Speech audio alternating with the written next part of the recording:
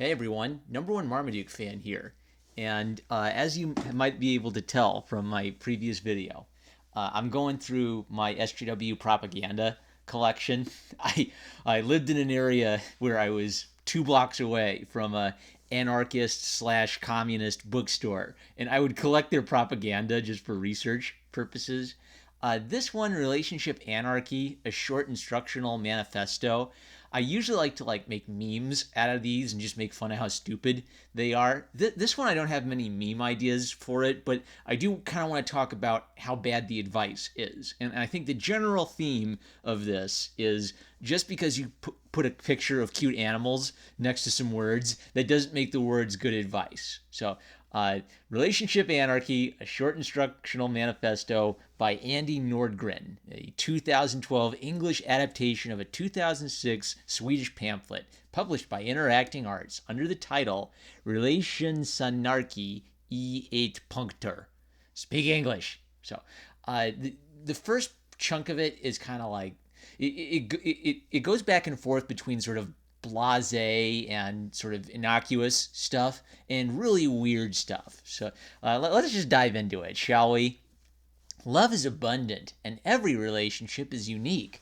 Relationship anarchy questions the idea that love is a limited resource that can only be real if restricted to a couple. You have capacity. You have the capacity. Come on, English translators, translate it into English. You have capacity to love more than one person and one relationship, and the love felt for that person does not diminish love felt for another. Deus Volt meme, insert here. So I think this is talking about like polygamy and polyamory and non traditional love relationships. Don't rank and compare people based on relationships. Cherish the individual and your connection to them. So pretty much a non normative relationship would mean that you don't have a special someone. You don't have a girlfriend to whom you commit, a special amount of love. You don't have a marriage where you commit a special love into that marriage. You're embracing anarchy in your relationships with other people. Each relationship is independent in a relationship between autonomous individuals. So one of the interesting things about anarchists is they often talk about individuality and liberty, but because they couch that in the language of intersectionalism, I don't think they have enough of a philosophical basis to say there's such a thing as individual identity. So I actually kind of I'm grateful that they appreciate the value of an individual and individual liberty. I think they just incorrectly assume that it being an individual means being an anarchist, and you'll see some of that crop up later on in this bad advice.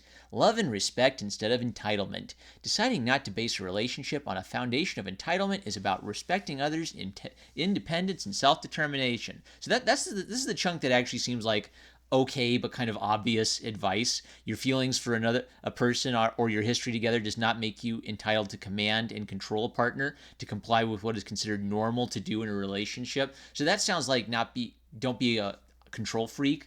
But in the context of anarchist literature, what this sounds like is don't expect to have children with someone and then they're obligated to stay around and help you raise them because that's what families are supposed to do. You're a relationship anarchist. Remember, trust is better. This was weird. Choosing to assume that your partner does not wish you harm leads you down a much more positive path than a distrustful approach where you need to be constantly validated by the other person to trust that they are there with you in the relationship. I do want to be distrustful that someone is doing me harm if they're a distrustful person. I don't want to be in an abusive relationship. That's what distrust is for. You earn trust based on your conduct and your character. But and the bit about like not being constantly validated, this is maybe like a different school of thought than like snowflake behavior on college campuses. So they're recognizing that you have to, as an individual, you have to have a little resolve, and that is the nature I've noticed of a lot of these radical anarchists. Is they, even if they're willing to like go out and beat up innocent people, at least they have a little bit more intestinal fortitude than some of the the entitled kids who just ape this stuff on college campuses. An ape. See what I did there? Unscripted, yo. change through communication. For most human activities, there is some form of norm in place for how it is supposed to work. If you want to deviate from this pattern, you need to communicate. Otherwise, things tend to end up just following the norm as others behave according to it. So this is the part where it's getting to sound like, I'm an anarchist. I'm not an individual like all of you. I'm an individual like all these anarchists. Like they're so committed to breaking norms that they're following the norm of breaking norms and sacrificing their individuality to pursuing anarchist individuality. Everything about the relationship has to be dictated by breaking the norms of relationship. And it's so vague. Like, what does this even mean? Communication and joint actions for change is the only way to break away. Radical relationships must have conversation and communication at the heart. This sounds like getting consent for every button as it comes down. May I have permission to unbutton the top button? May I have permission to unbutton the second button?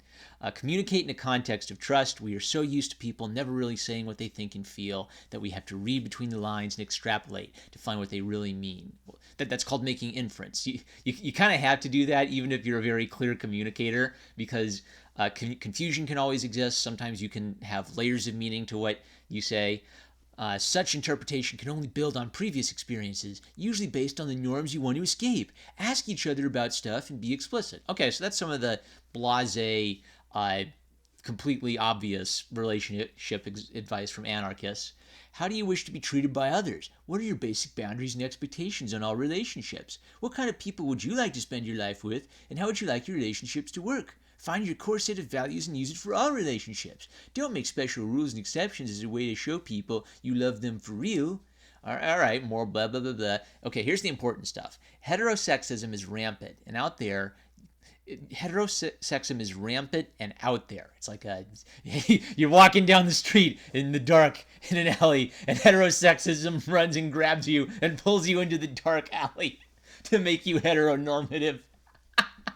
But don't let fear lead you. Oh boy. We got to deal with the problem of heterosexism rape gangs in Europe, guys. Remember that there is a very powerful normative system in play that dictates what real love is and how people should live. Many will question you and the validity of your relationships when you don't follow these norms. Work with the people you love to find escapes and tricks to counter the worst of the problematic norms. Find positive counter spells. Guardian Leviosa, Imperio, and don't let fear drive your relationships. Deus Vult intensifies. To the stake you go. Built for the lovely unexpected. So there's a picture of a lion dad and a lion cub here. So this is where I start to think they're acknowledging that like kids might enter the relationship, and you want your you don't want to have like normative values about being a dad or being a mom govern you. I mean, you want to have an anarchist relationship with your kids, right? Being free to be spontaneous, to express oneself without fear of punishments or a sense of burdened shoulds. You know, like, you are the father of this child, you should be involved in his life. Is that included in the norms we're casting off? Anarchy, oh boy, is what gives life to relationships based on relationship anarchy. Organized based on a wish to meet and explore each other, not on duties and demands and disappointment when they are not met.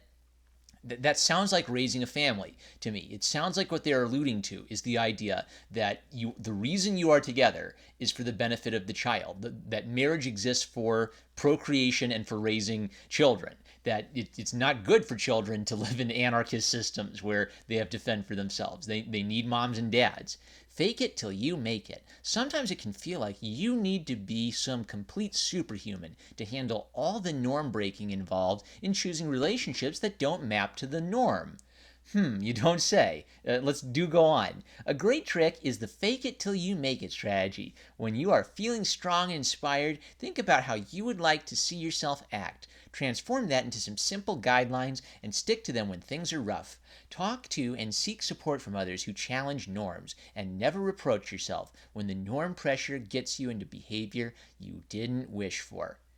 Customize your commitments. Life would not have much structure or meaning without joining together with other people to achieve things. The personal is political. Constructing a life together, raising children, owning a house, or growing together through thick and thin. Such endeavors usually need lots of trust and commitment between people to work. Relationship anarchy is not about never committing to anything. It's about designing your own commitments with the people around you and freeing them from norms dictating that certain type of commitments are a requirement for love to be real, or that some commitments like raising children or moving in together have to be driven by certain kinds of feelings. Start from scratch and be explicit about what kind of commitments you want to make with other people. Well, all I gotta say to Andy Nordgren is, I am not the father. Have fun with that little one. I'm #1 Marmaduke fan. I love you guys, and I'll catch you later.